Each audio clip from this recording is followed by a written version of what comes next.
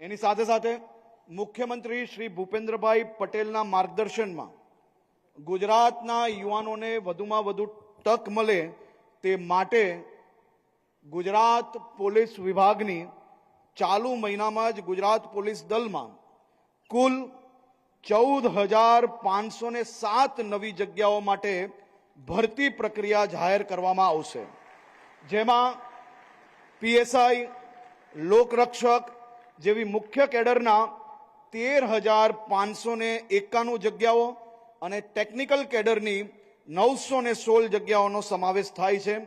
આ ઉપરાંત મેં કહ્યું એ પ્રકારે 12,500 યુવાનો જેને પરીક્ષા આપી છે, પાસ થયા છે, એવા સૌ લોકોને બી ટૂંક સમયની અંદર એમને એનાયત પત્ર આપવામાં આવશે।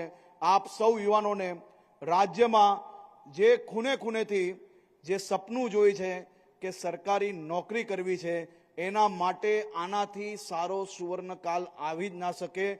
એ પ્રકારની વ્યવસ્થાઓ, ઝડપથી પરીક્ષાની વ્યવસ્થાઓ, સારી રીતે પરીક્ષા થઈ શકે, હકદારોને નોકરી મળી શકે, તે માટે ભૂપેન્દ્રભાઈ પટેલની સરકાર દ્વારા એક પછી એક મહત્વના નિર્ણય લેવામાં આવ્યા।